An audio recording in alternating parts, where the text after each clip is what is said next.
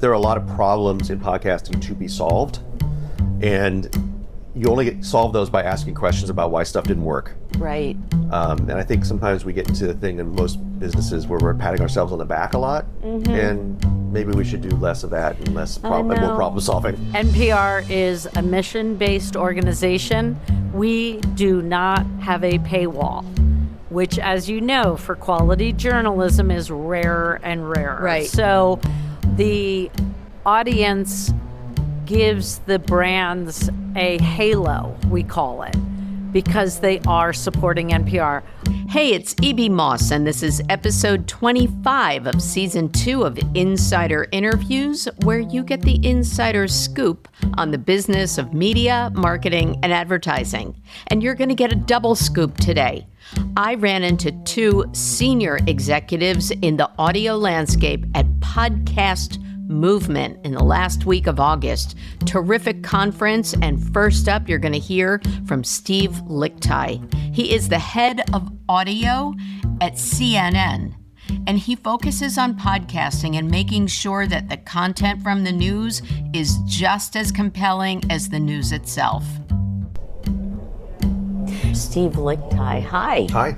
From CNN Audio. Correct. Yay. So you are ensuring that like all of the good content that comes out of CNN, what we think of perhaps as TV, but is also radio and podcasting, you oversee all of that? I oversee strictly the podcasting part of CNN. The man I love. Okay. CNN is it's a massive organization. Yeah. I mean, it's bureaus all over the world. I mean, it's the place people turn to when news breaks. Our programming is new. There's news, but we have lots of different shows, from newsy or podcasts to like Anderson Cooper dealing with grief. Yeah. All there and is. That's a very good show, by the way. Thank you. It's all him. He's thrown himself into it.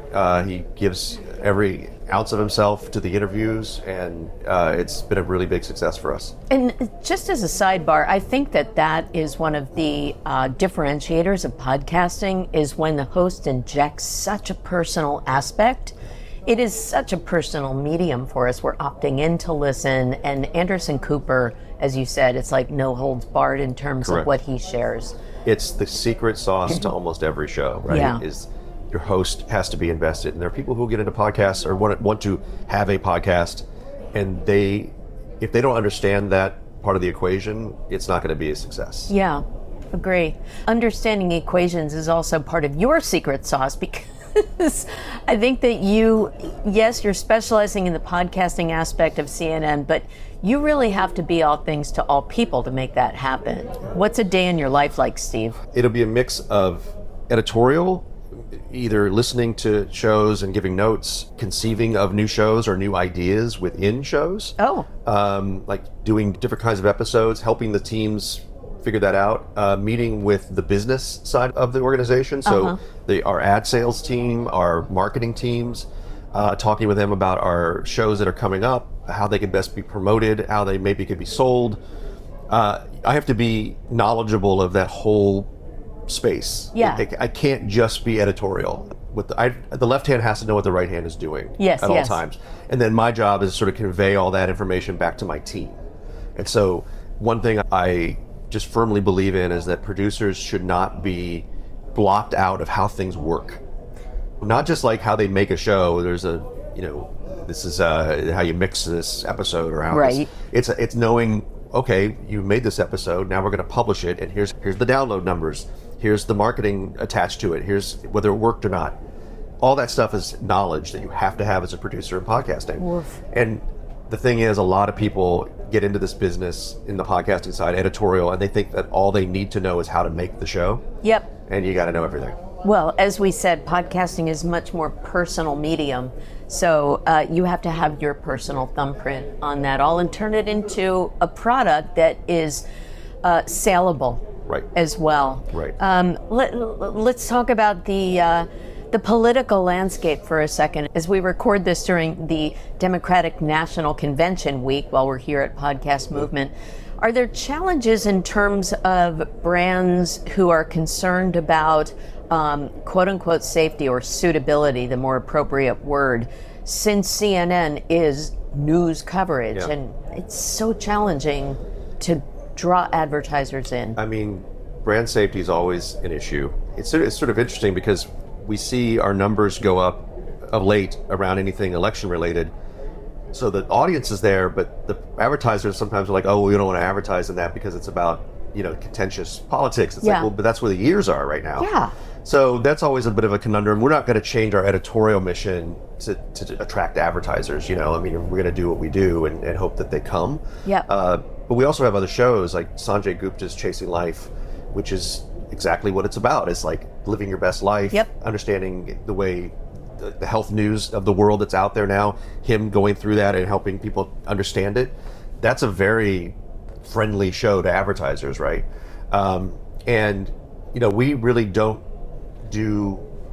I guess we do controversial topics only because that news is controversial, right? But we're not out there looking correct for things to drum up attention or whatever. We are a news organization and we report the news. But there's also a balance because news can feel controversial because all of the caca that's going on right now in such a different world. But hats off to you, man, because you also have one of my favorite shows that makes me happy that I listen to, 5 Good Things. Oh, yeah. And that optimistic aspect, I think, is something that we all really crave right now to balance the controversy that is our day-to-day. I'm glad that you mentioned that show. We started that show.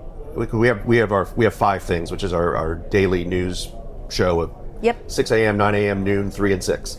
And we were like, this is kind of depressing. I mean, you know what I mean? Like it's just what's going on. This is what's going on in the world, and we're telling you what it is. And we're like, is there some way we can utilize this brand of 5 Things and put a positive face on it? 5 Good Things was born. It was like, it made a lot of sense. We launched it in the feed of 5 Things, and now we have pulled it out into its own feed. It's still available in the 5 Things feed, but now it has its own feed. We're trying to build that audience separately. Yeah. And we're doing that. Like, we're seeing people going to that feed alone, and that audience is growing. I would say that was a real success story for us. Oh, good. Yeah. So this is sort of a 2-parter, but we'll chunk it out. And both has to do with the business side. We've been hearing here, especially again at Podcast Movement, about the issues around ad load, and all due respect to CNN radio and radio in general, we all want to make sure that our precious baby podcasting is not turning into commercial radio with a heavy ad load. Yeah. How do you balance that? And then after that, I want to talk about what's in it for the advertiser that's a differentiator. I do talk with our business team a lot about ad load. We try to keep it low, because just for that reason, we don't want to have... What's low to you? So we usually we have a pre-roll, and then we try to keep it at 2 mid-rolls. Oh, good. Depends on how long the show is, but sometimes one break will have 2. Sometimes we'll have 2 separate breaks and 1 ad in each. Or sometimes we'll put 2 in one break and 2 in another, so 4 total within the show. Okay, but you cap it. Yeah, we're not stacking 4 in a row. Okay. I have definitely heard shows that have 4 mid-rolls in a row. And then we have, then we'll do a post-roll. But, so we keep a limit on it. I think only in like special circumstances would it ever go above that. And there may be occasions where you would hear more than that set 2. But that's, again, it's kind of a case-by-case basis. But we really try to be mindful of it, because just for those reasons you stated, Exactly. You don't want to sound like you're listening to the FM radio station. Right. And that kind of leads to my other question is the UX of podcasting. Obviously, we all talk about how, back to the personal, it's in your ears, you're opting in, you feel an affinity for the host that you've selected to listen to, and there's very high trust, very high engagement as a medium. But what about the sort of halo effect for brands who opt in to advertise with you? What's their UX?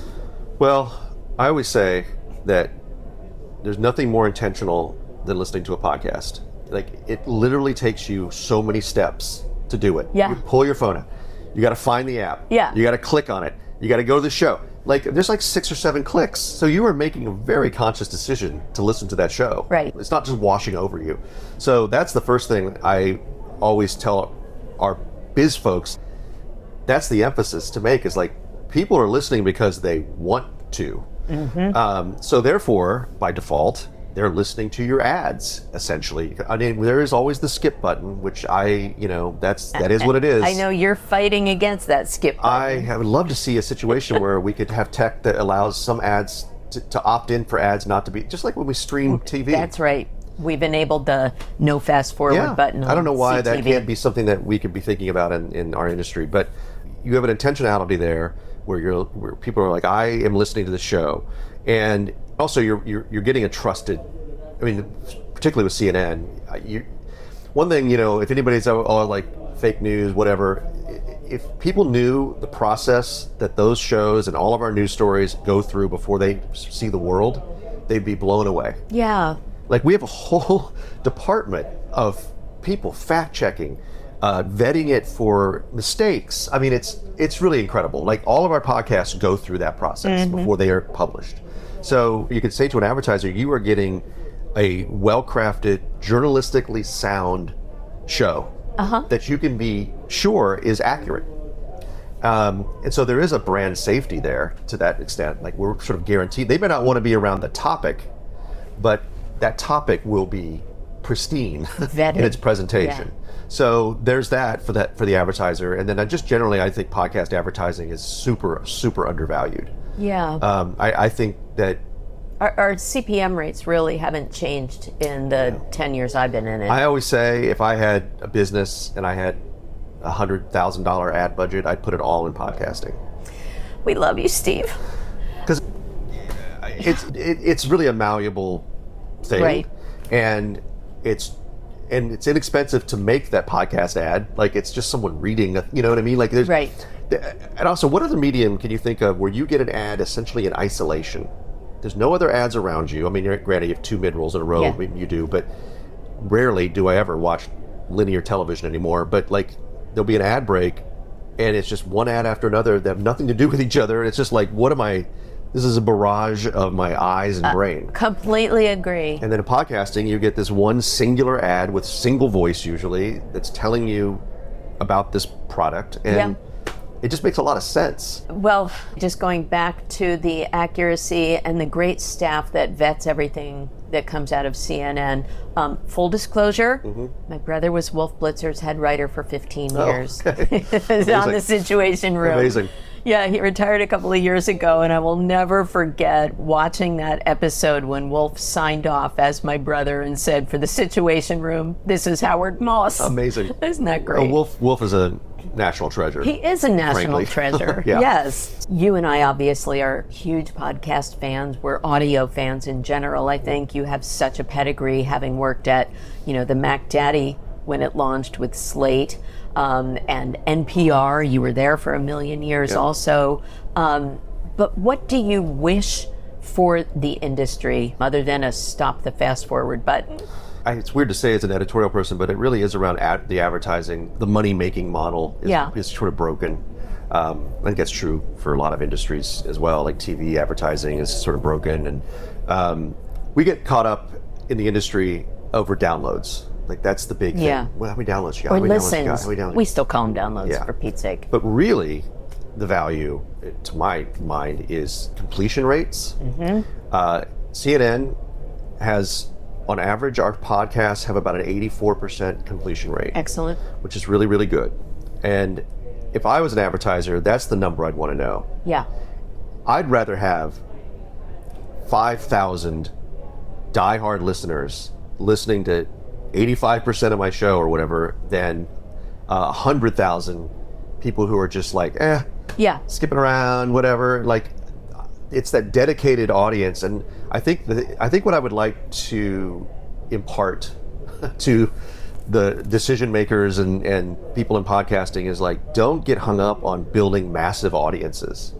I don't think that that's where the secret sauce is for podcasting. I think it's about really hardcore, dedicated audiences of a smaller size. It's great if you have the daily and you're getting 3 million downloads. That's great. But those days are kind of over, I think. You're not going to build those kinds of audiences anymore. And so you have to sort of set your marker a little lower, and then also help the advertiser understand that it's not just sheer download numbers. We saw the iOS 17 update cause download numbers to drop because we realized, people actually weren't listening. It was being auto-downloaded. They were just downloading it. And it level set. And I thought that was very valuable. Yeah. To have that knowledge, because we were kind of going on wrong assumptions. And that's not good for advertising. They want to know they're getting accurate numbers. So I guess the thing is, my long and rambly way of getting at it is, we've got to level set the industry and understand that, yes, the audiences may not be as high as you may want them, but the audiences that you have are extremely dedicated, generally. Right. And again, goes back to this intentionality of I am choosing to listen to your thing. I had to do all these steps to get to it. Yeah. That's a valuable set of ears. One of the things that I will give a shout out to is Dan Meisner of Bumper, who just came out with sort of a way to aggregate all of the different listener metrics across all of the apps, including YouTube, through verified listeners, so that we understand things like listen length. And that's, I think, what you're talking about is very important. And then engagement, what were the KPIs that were important to the advertiser, the key performance indicators? What was the follow through on that? What were the click-through rates versus the buy rates versus all of that? So we're making progress in measurement. It's still a bit of a free-for-all, but I completely agree that length of listen is rising all boats. And then just to sort of round that out, I love to ask my guests about their definition of brand purpose, whether it's your own personal Steve Lickteig brand or what you try to offer up where brands can align with something that's purpose oriented. For CNN, its brand is trust. With the advancements of AI, which, by the way, I have had my mind blown many times at this conference around AI tech. Yeah. That I'm pretty familiar with it, and I'm seeing stuff that is so advanced that I can hardly get my head around it. Agreed. And I was talking to someone about this yesterday, and they said, "Imagine this is the worst it's ever going to be. It's just going to get better." That's right. And so when that starts to become no longer a service but a problem, people using audio in ways that are nefarious, the premium is going to be on trust. You know that a news organization like CNN is not going to come out with fake audio. Yeah. We're not going to create something that didn't happen. AI voice. Yeah. Correct. And so we may use AI voices to do newsletters, speech to text stuff, but you're never going to get the brand pitch to brands is, don't you want to be associated with something that is trustworthy, that there's no problems there, right? Why would you cannibalize that? Right. Yeah. So CNN, and I think this commodity will grow. I think people will pay a premium to know that the information they're getting is accurate in the coming years, because you see it every day. Fake videos, AI video that's scary too. You can now just type in to an AI tool that a video you want to see, and it will just create it for you. Yeah. And that's going to get scarier and scarier. And so I would pay personally a premium to know that I'm getting my information from a trustworthy source. So that's the brand proposition. So I thought that would be the last question, but it brings up something about video. We've seen AI video fakes again in our political environment, and I know that there was some talk of withholding one of the most robust tools that enabled AI generated video until after the election. Yep. I think that is, like a finger in the dike kind of scenario, Sure. And we're already seeing those fakes out there. Talk to me about video podcasting or vodcasting, because we've heard a lot of buzz about the value of YouTube, mostly to drive impressions and perhaps less on the engagement side. Yeah. But what's your business model with audio and video podcasting from CNN? So video is hard for shows that are highly edited, because most video podcasts are two people talking to each other. Like us. You'll see a lot of jump cuts if I turn this into video. Right. Yeah. And but so So that's the appeal of it for folks. They get to see their favorite people just talking, essentially. Shows like The Assignment and Chasing Light, those are very edited. They're crafted. And so that kind of video would be too cumbersome for us to do. You have to have a video editor and an audio editor. Yeah. Although there are tools that make both those things much easier now.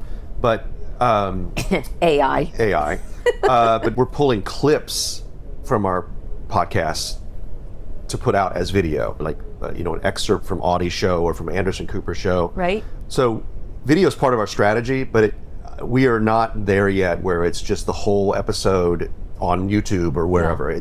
It's using key moments from our podcasts as video that we put out on TikTok, Instagram, the CNN website itself, the CNN app. Right. That's where we live. Well, that makes sense. We heard recently that the views of shorts and of clips on TikTok are really quite tremendous. And hopefully it's a good marketing tactic to drive back to listen to the full audio. Yeah. I think that our challenge these days is also getting people to click through when they're on one platform, like a video tool, to then listen to it. It's very hard. That's our challenge. That's one thing we do a little bit of. We do on TV. It's like if Audie goes on Jake Tapper's show or whatever it may be. This is old technology, but we're putting QR codes up on the screen. Yep, brilliant. And and the thing is, we realized we weren't getting a lot of traction necessarily. We've asked them to make it up for a minute. It used to be up for 20 seconds. Yeah. That's not enough time to get your phone out and to think about it, to register that it's there. And so that we noticed if we put it on longer, we get more engagement back. So it's little things like that can add up.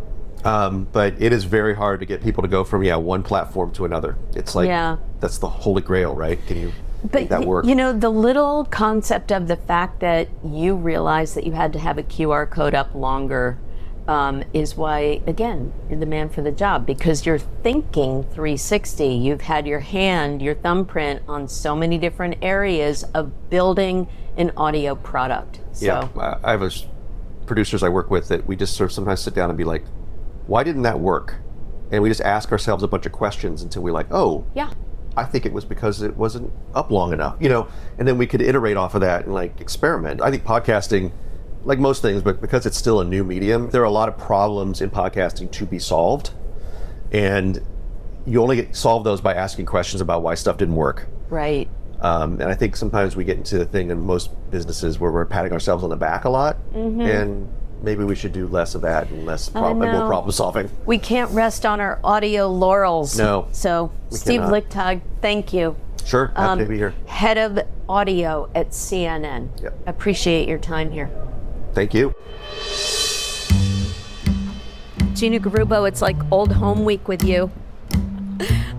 Same here. Oh, it's great to see you at maybe our 8th podcast audio conference over the last 10 years. Yeah. Evie, your reporting on audio has been so valuable to all of us who were really trying to get the attention of the media community, because audio is frankly not as sexy as video to a lot of the brands and agencies, but podcasting and your attention have really helped it. Oh, coming from you, that means a lot, because you are like the woman in audio. I'm speaking with Gina Garrubbo, and I will explain briefly that you are the president and CEO of NPM, that's National Public Media, which is the sponsorship building arm of NPR and public media, right? Correct. Well, I learned that from interviewing you a couple of times, which is why, aside from seeing you at Podcast Movement, that's why it's also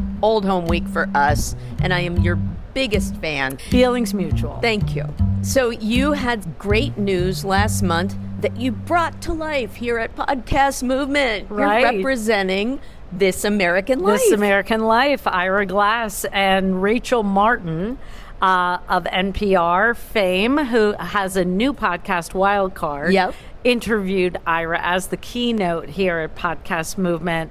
And they are both so gifted, so hilarious. Rachel, was jeering Ira a bit for editing her while she's trying to do. He said, hold the mic closer, Rachel. She's like, here he is, producing me. Right, producing me. And no, we're very proud of that. A lot of the NPR talent was able to come here. It's the first time Podcast Movement was in Washington, D.C. Yeah, but you also brought the behind the scenes folks. You did a Tiny Desk concert at NPR headquarters, right? We had a Lainey Wilson performed at the Tiny Desk Monday night. And, the Tiny Desk is magical. So much of what NPR does is really thoughtful, serious, fact-based journalism, storytelling, science, politics, history, business, culture. And to have the bright light and the uplifting experience of a Tiny Desk it's just a wonderful thing to have as part of the NPR culture. In my days working at Media Village, I got to see a Tiny Desk concert. And then, I don't know if you recall this sort of alignment that I have with NPR, but my first boss in television, in cable television, was Jarl Mohn, who is the last retired CEO of NPR. Yes. So he was episode 1 of season 2 of Insider Interviews, and I'll link to that in the show notes. So I am such a fan of all things NPR because of great people, and it raises the bar on quality. I mean, talk about some of the podcasts that you're representing. So, as I said, the genres are expansive. Planet Money is one of the most listened to. Yep. NPR News Now is the most listened to podcast. Up First, our daily news podcast, one of the most listened to podcasts. And then, of course, we have Shortwave, which is science, and we have Wait, Don't Tell Me, which is comedy, pop culture, happy hour. I love that. It's a broad and wonderful assortment. But I have to tell you, the common thread is that NPR appeals to the curious who want to understand the world around them. Oh my gosh, and we need so much more of that right now. So on behalf of the world, thank you for doing that. So I do want to talk a little bit, because this is your bailiwick, of how you monetize that. What's it like do you call them an advertiser if they're We call them sponsors. Talk to me about your business. We do not do traditional advertising on NPR. Rather, we produce fact-based messaging that our audience appreciates because we produce it in the voice and tone of NPR. So rather than a commercial interruption, you will hear that NPR's programming is made possible by client X who brings you Y. So it's fact-based, it's clear, it's really tell them, don't sell them. We don't allow a lot of claims or outside voices. We also have a custom audio unit, and we do storytelling at Podcast Up Front. We had the Organic Valley head of marketing talking about how wonderful it was that our production group went onto their farm, and you could hear the sounds of the cows and voices of the farmers. And she said, we always knew what our brand looked like. We never knew what our brand sounded like until we worked with NPM and we're on NPR. Storytelling for a sponsor. Brilliant. I love that. So it really becomes part of the fabric. And honestly, everything that NPR puts out feels, should I say brand safe, but really trusted. It's that quality content, all of that. Yes. So our audience has an incredible amount of trust for NPR. 80% of our audience says that they consider NPR personally important to them. Okay. We've even done surveys where the NPR audience thinks the sponsors are handpicked, and they find it very respectful and thoughtful that the sponsor messages are produced in the style and tone that they are. And Susan Leland, our director of research, has done many studies, including a Neuro Insights study that shows the way NPR sponsor messages are produced makes them more memorable. Oh. 23% more memorable than commercial radio ads. Well. And I think it was 11% more memorable than a side-by-side comparison with a video ad. And you can see this study on nationalpublicmedia.com under the Insights tab. Okay. Do you have a quote-unquote ad load? Yeah, so on the radio, it's teeny compared to commercial. It's, just a few minutes an hour versus 14 or 12 on commercial radio. And podcasting, our load is fairly standard, but we will have only one pre-roll and maybe 2 mid-rolls. So in a lot of shows, you might hear a number of pre-rolls. Yep. Mm-hmm. I know. That's a pet peeve of mine. That and long intros, which hopefully I didn't do on this. And then the other thing I know from a lot of our podcast industry research is that the audience is really so appreciative of sponsors of podcasting because they perceive that they're helping their favorite shows stay alive. Well, it's like you guys double down on that because they already love your content and then they're loving on the sponsor as well. Correct. Yeah? NPR is a mission-based organization. We do not have a paywall, which, as you know, for quality journalism is rarer and rarer. Right. So the audience gives the brands a halo, we call it, because they are supporting NPR. I've worked for the Discovery Channel, a lot of media companies, and the audience likes the programming, likes the network, but never said we appreciate the sponsors the way they do at NPR. Okay, so you call it halo. I said they're loving on them. And then that obviously is a great brand experience for the sponsor. And so it becomes almost like a flywheel And we effect. can measure that. So we'll do brand lift studies. NPR was one of the first podcast publishers, was definitely the leader in podcasting for years, as you recall, and still is a leader. And so we really paved the way for how to produce podcast sponsorship messaging that was authentic, resonant, memorable, and we have measured all of that. Yeah. Let's go back to the hot topic of brand suitability. Now, certainly NPR and Up Next and things like that, you cover the news. Is there a concern or challenge by any of the sponsors in aligning with the stuff that's going on in the world right now? Absolutely. There are a number of brands we work with who don't want to be adjacent to the hard news. We have other brands who will say, I'll be in the financial news, I'll be in this kind of news, but overall, most of the brands we work with are comfortable with NPR news. We do not pit guests against each other. We do not allow a lot of vitriol or combative language. There's a lack of sensationalism. It's easier on our listeners and easier for the brands. The other thing is we don't take political advertising. Oh, okay. And a lot of the brands we work with love the fact that their sponsor message is not going to run next to a nasty political ad. That's such a good point. I didn't realize that. And then in a sort of politically correct way, let's talk about diversity, Gina. You are one of the high-profile women in the industry. Are you feeling like things have changed for female executives, for women in audio, video, etc.? Talk to me about that. First of all, public media is very inviting.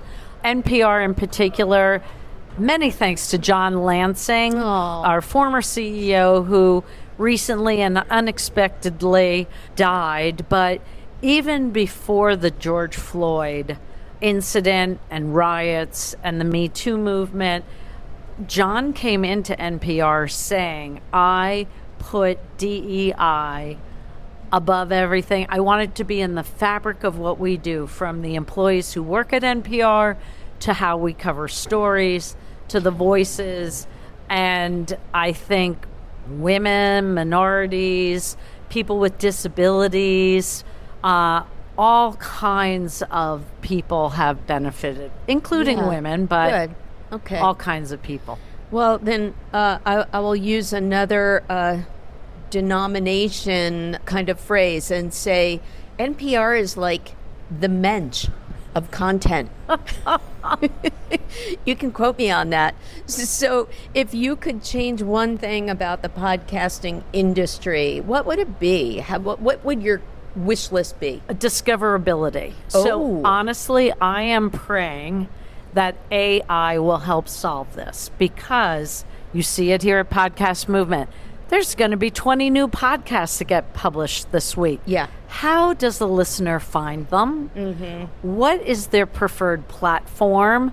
I'm hoping AI and a technology that we don't know exists yet comes into the ether, and consumers are able to listen to what they want, when they want, how they want, as part of their daily lives in a way that's really not even clear to us right now. Well, give it 17 days, the way AI is progressing. Right. You know, they say that AI will never be as bad as it is right now. And then in 6 months, when it's really great, it'll never be as bad as it will be in 6 months. And then, touche. So I know. I love that idea. And more discoverability means more ears for insider interviews, which I love. So there's some cool tech here at this show. I, for one, got a beacon that helps people discover insider interviews more easily.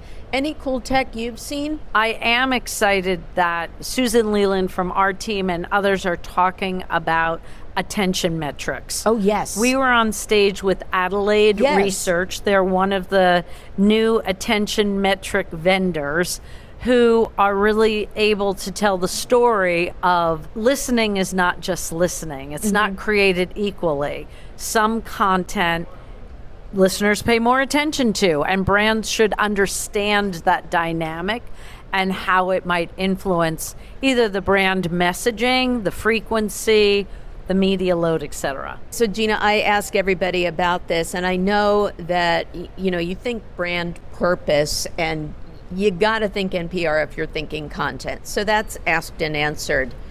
I want to know about you personally. I mean, how would you define brand purpose? And then do you have some values that you would set out that are your personal brand? Well, it's interesting. I am so proud to work at NPR, and I wake up every day feeling good about being able to drive revenue to support NPR's journalism. But I've been so lucky in my career.